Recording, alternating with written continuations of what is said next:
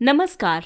Vision IAS के news today के इस अंक में आप सभी का स्वागत है। इस अंक में हम आपके लिए लेकर आए हैं यूपीएससी परीक्षा की दृष्टि से महत्वपूर्ण कुछ अहम खबरें और इस अंक के साथ मैं हूं दिव्या तोमर। इस अंक में सबसे पहले बात करेंगे ऊर्जा क्षेत्र की। पावर एक्सचेंज ट्रेडिंग में सुधार प्रस्तावित किए गए हैं। विद्युत मंत्रालय ने पावर एक्सचेंजों में एक एकीकृत डे अहेड मार्केट प्रस्तावित की है। ये मार्केट हरित और पारंपरिक ऊर्जा के व्यापार को मिश्रित करेगी। ये बेहतर विद्युत कीमत सुनिश्चित करने में सहायता करेगी और विद्युत उत्पादकों को भुगतान में सुधार करेगी। डे अहेड मार्केट अगले दिन वितरण के लिए विद्युत व्यापार बाजार है। यहाँ से कम समय में हरित विद्युत की खरीद हो सकेगी। एक पावर एक्सचेंज एक ऐसा मंच है जिस पर खरीदार यानी वितरण कंपनियां, डिस्कॉम्स, औद्योगिक और वाणिज्यिक उपभोक्ता और विक्रेता एक साथ लेन देन करने के लिए एकजुट होते हैं। वर्तमान में भारत में विद्युत व्यापार बाजार में दो मंच हैं। एक है पावर एक्सचेंज इंडिया (PXIL) और दूसरा है इंडिया एनर्जी एक्सचेंज। केंद्रीय विद्युत विनियामक आयोग (IEX) और PXIL दोनों को नियंत्रित करता है। पिछले वर्ष CERC यानी सेंट्रल इलेक्ट्रिसिटी रेगुलेटरी कमीशन ने तीसरा विद्युत एक्सचेंज स्थापित करने के लिए Bombay stock exchange, PTC limited और ICICI बैंक द्वारा प्रायोजित कंपनी प्राण ऊर्जा सॉल्यूशन लिमिटेड के आवेदन को स्वीकृति प्रदान की है। आइए अब आपको बताते हैं पावर एक्सचेंजों के लाभ। ये उत्पादकों एवं डिस्कॉम्स की एक योजनाबद्ध, कुशल और पारदर्शी तरीके से उनकी विद्युत की आवश्यकताओं का प्रबंधन करने के लिए एक बाजार आधारित मंच के साथ सहायता प्रदान करते हैं। खरीदारों के लिए ये अल्प लागत के साथ पोर्टफोलियो का प्रबंधन करने की क्षमता सुदृढ़ करते हैं और विक्रेताओं के लिए सुरक्षित और समय पर भुगतान की गारंटी प्रदान करते हैं। प्रतिभागियों के बीच पारेषण हानियों को तर्कसंगत रूप से वितरित करते हैं। अगली खबर रिजर्व बैंक से संबंधित है। भारतीय रिजर्व बैंक नवीन छत्रक संस्थाओं के पर्यवेक्षण के पक्ष में नहीं है। प्राप्त जानकारी के अनुसार RBI एक नया प्रभाग स्थापित करने की उच्च लागत के कारण NUE यानी न्यू अम्ब्रेला एंटिटीज पर प्रत्यक्ष और पर्यवेक्षी नियंत्रण रखने के पक्ष में नहीं है। RBI की इच्छा है कि भारतीय राष्ट्रीय भुगतान निगम जैसी एजेंसियां या एक नवगठित निकाय को ये भूमिका निभानी चाहिए। NPCI भारत में खुदरा भुगतान और निपटान प्रणाली के संचालन के लिए एक छत्रक संगठन है। ये संदाय और निपटान प्रणाली अधिनियम 2007 के प्रावधानों के तहत RBI और भारतीय बैंक संघ की एक पहल है। आपको बता दें कि अगस्त 2020 में RBI ने खुदरा भुगतानों के लिए एक छत्रक इकाई के प्राधिकरण के लिए एक रूपरेखा जारी की थी ताकि एकाधिकार और संकेंद्रण से संबंधित जोखिमों को रोका जा सके। वर्तमान में NPCI खुदरा भुगतान और निपटान प्रणाली के संचालन के लिए एकमात्र छत्रक संगठन है। NPCI जो 60% से अधिक खुदरा भुगतानों को नियंत्रित करता है, उसका आकार अब इतना विस्तृत हो चुका है कि अर्थव्यवस्था को अत्यधिक क्षति पहुंचा सकता है। न्यू अम्ब्रेला एंटिटीज के बारे में बात करें तो इनका उद्देश्य खुदरा भुगतान प्रणाली पर ध्यान केंद्रित करते हुए नए अखिल भारतीय छत्रक संस्था या संस्थाएं स्थापित करना है। न्यू अम्ब्रेला एंटिटीज संदाय और निपटान प्रणाली अधिनियम 2007 के तहत प्राधिकृत होगी। साथ ही कंपनी अधिनियम 2013 के तहत कंपनियों के रूप में दर्ज होंगी। इनकी पात्रता की बात करें तो आवेदन करने वाली पात्र संस्थाओं को निवासी भारतीय नागरिकों के स्वामित्व के अधीन या नियंत्रण के अधीन होना चाहिए। एक न्यू अम्ब्रेला एंटिटीज की न्यूनतम चुकता पूंजी 500 करोड़ रुपए होनी चाहिए। वहीं गतिविधियों के क्षेत्र की बात करें तो ये भागीदारी बैंकों और गैर बैंकों के लिए समाशोधन और निपटान तंत्रों का संचालन करेगी, प्रासंगिक जोखिमों की पहचान एवं निपटान करेगी तथा राष्ट्रीय अंतर्राष्ट्रीय स्तर पर खुदरा भुगतान प्रणाली के विकास और संबंधित मुद्दों की निगरानी करेगी।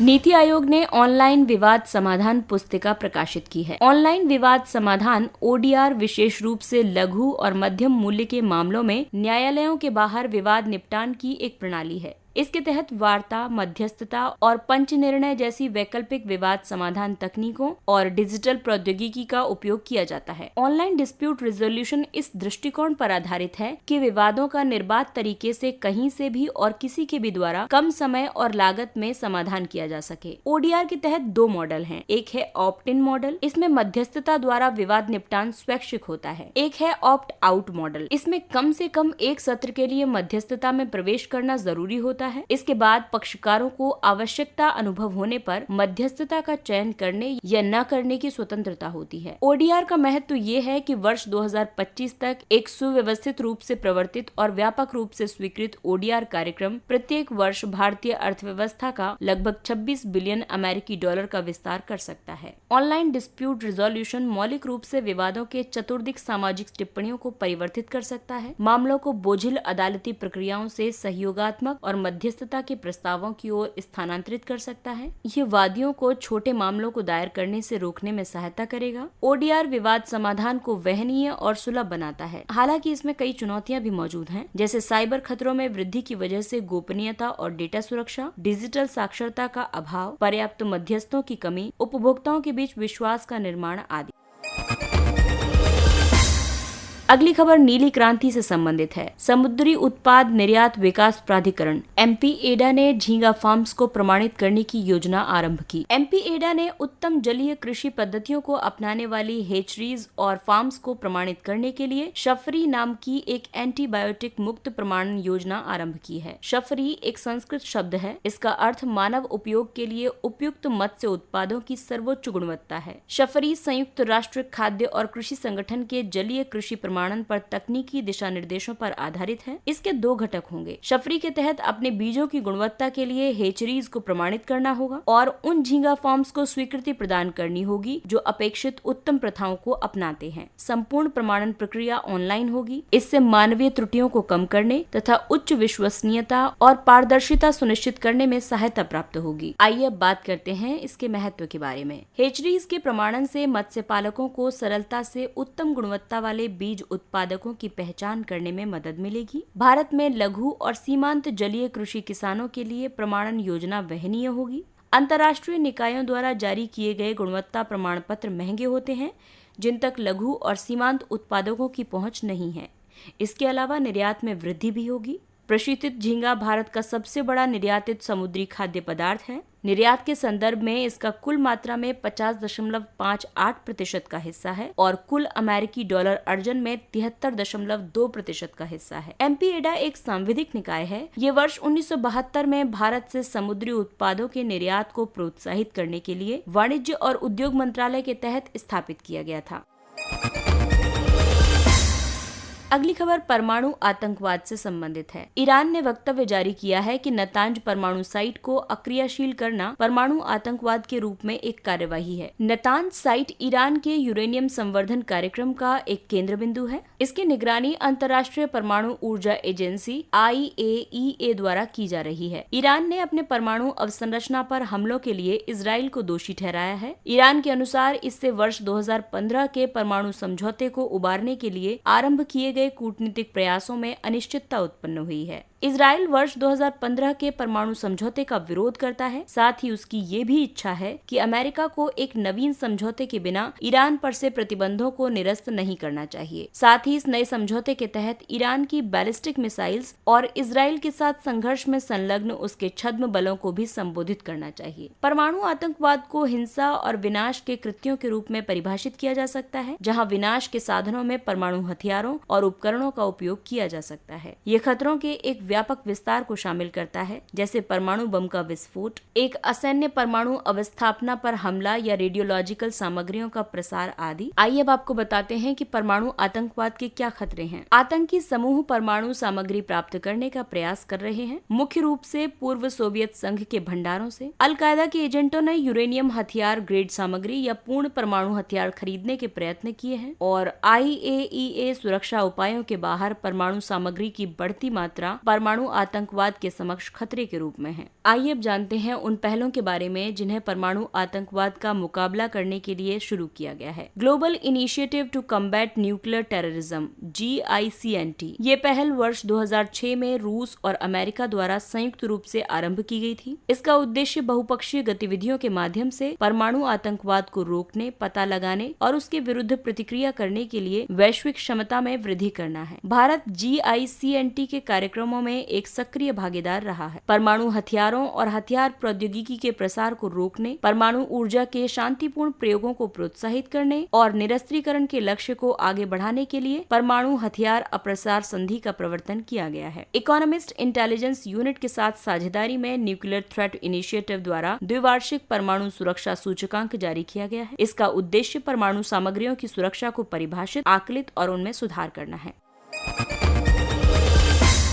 आइए अब नजर डालते हैं कुछ संक्षिप्त किंतु महत्वपूर्ण खबरों पर। दीक्षा पोर्टल। दीक्षा यानी digital infrastructure for knowledge sharing. एक हालिया अध्ययन के अनुसार दीक्षा पोर्टल पर उपलब्ध एनसीईआरटी पाठ्यपुस्तकों में से आधी से अधिक नेत्रहीन छात्रों के लिए सुलभ नहीं है। दीक्षा शिक्षा मंत्रालय के तहत स्कूली शिक्षा के लिए एक राष्ट्रीय मंच है। ये भारत के सभी राज्यों और संघ शासित प्रदेशों के उपयोग के लिए उपलब्ध है। दीक्षा प्लेटफॉर्म को स्कूली शिक्षा और मूलभूत शिक्षा कार्यक्रमों के लिए विकसित किया गया है। इसका उद्देश्य शिक्षार्थियों और शिक्षकों के अल्पसेवित या दिव्यांग समुदाय के लिए समावेशी शिक्षण का समर्थन करना है। दीक्षा कई बोर्डों की और भिन्न भिन्न भाषाओं में छात्रों के लिए पाठ्यपुस्तकें और शिक्षकों के लिए प्रशिक्षण मॉड्यूल प्रदान करता है।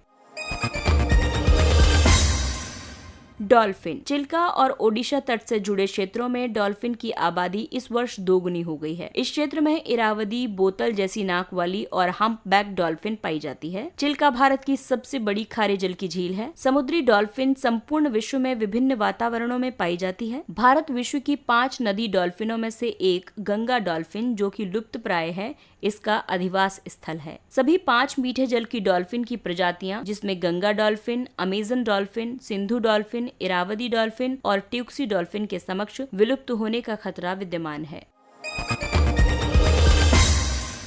रेमडेसिविर। कोविड-19 के मामलों में अत्यधिक वृद्धि के कारण वाणिज्य एवं उद्योग मंत्रालय के अंतर्गत विदेश व्यापार निदेशालय ने एक आदेश जारी किया है। इसके तहत आगामी नोटिस तक रेमडेसिविर और इसके उत्पादन में आवश्यक सक्रिय दवा सामग्री के निर्यात पर रोक लगाई गई है। रेमडेसिविर एक इंजेक्ट किए जाने वाला वायरस रोधी है। इसका लक्ष्य वायरस की प्रतिकृति के निर्माण को रोकना है। आपको बता दें कि जब वायरस स्वयं की प्रतिकृतियां निर्मित करता है तो उसके बाद प्रतिकृतियों द्वारा स्वयं की प्रतिकृतियां बनाने की अंतहीन प्रक्रिया आरंभ हो जाती है। इसे वर्ष 2014 में इबोला के निदान के लिए निर्मित किया गया था और तब से इसे सीवियर एक्यूट रेस्पिरेटरी सिंड्रोम यानी सार्स और मिडिल ईस्ट रेस्पिरेटरी सिंड्रोम मर्स के उपचार के लिए प्रयोग किया जा रहा है। वर्ष 2020 में इसे कोविड उपचार के लिए पुनः प्रयोजित किया गया था।